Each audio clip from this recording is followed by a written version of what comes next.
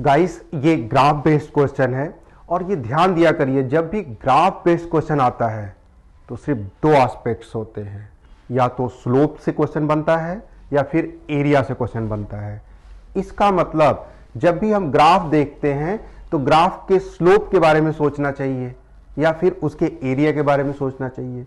यहां पे हमें क्या दे रखा है, IV ग्राफ है, y एक्सिस पे करंट है और x एक्सिस पे वोल्टेज है। तीन रेजिस्टेंस के लिए ग्राफ ड्रॉ कर रखा है, लेकिन हमें साफ साफ दिख रहा है कि जो R1 का इंक्लिनेशन है, मतलब x एक्सिस से जो एंगल बना रहा है वो सबसे ज्यादा है। उसके बाद क्या है, R2 का इंक्लिनेशन है। उसके बाद क्या है, R3 का इंक्लिनेशन है। इसका मतलब कि R3 का इंक्लिनेशन सबसे कम है और R1 का सबसे ज्यादा है।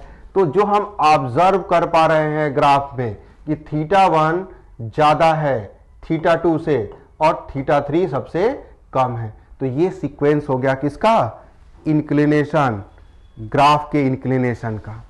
अब इंक्लिनेशन का स्लोप से क्या लेना देना है, तो जब पहली बार ग्राफ आप देखते हो तो आप इंक्लिनेशन से ही सोचते हो ये इंक्लिनेशन कितना है, किसका क्या ट्रेंड है इंक्लिनेशन का।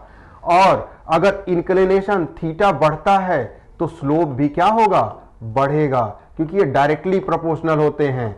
इसका मतलब कि स्लोप जो हो जाएगा R1 का वो सबसे ज्यादा हो जाएगा। स्लोप R1 का ज्यादा हो जाएगा क्योंकि θ1 ज्यादा है, किससे, स्लोप R2 से। और फिर ग्रेटर देन स्लोप क्या हो जाएगा, R3 हो जाएगा। तो स्लोप तो हम लोग कंपेयर कर पा रहे हैं कि R3 का स्लोप सबसे कम है और R1 का स्लोप सबसे ज्यादा है।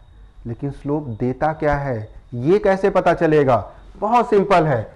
जब भी ग्राफ स्ट्रेट लाइन हो, ये ध्यान दीजिएगा कि ग्राफ अगर स्ट्रेट लाइन है तो हमेशा स्लोप हम लोग कैसे निकालते हैं, जो y एक्सिस पे क्वांटिटी है, मतलब यहां पे करंट I है, अपन जो क्वांटिटी x एक्सिस पे प्लॉट की गई है, मतलब यहां पे v है। अब Ohm's law, v equals to क्या होता है, IR होता है। तो यहां पे हम लोग v की जगह पे IR रख देते हैं। तो देखिए I और I कैंसिल हो गया और आपका 1/r आ गया, तो स्लोप आ गया 1/r। इसका मतलब कि जो स्लोप है वो इनवर्सली प्रोपोर्शनल टू रेजिस्टेंस है। इससे क्या पता चला, जिसका रेजिस्टेंस कम होगा उसका स्लोप ज्यादा होगा। दूसरा तरीका क्या है कि जो स्लोप का ट्रेंड है उसका ट्रेंड अपोजिट हो जाएगा रेजिस्टेंस के लिए। ये दूसरी तरह से इस्तेमाल कर सकते हैं आप लोग। तो आप क्या कहेंगे, यहां पे स्लोप का ट्रेंड इस तरह से है, R1 का स्लोप सबसे ज्यादा है, तो यहां पे हम लोग बात करेंगे कि रेजिस्टेंस की वैल्यू सबसे कम हो जाएगी, रेजिस्टेंस 2 से रेजिस्टेंस 3 सबसे ज्यादा हो जाएगा। तो ये रेजिस्टेंस का ट्रेंड आ जाएगा, क्योंकि स्लोप का ट्रेंड का उल्टा होगा, slope inversely proportional to resistance है। तो आंसर में देखते हैं, पहला तो बिल्कुल गलत है, ये हो ही नहीं सकता है।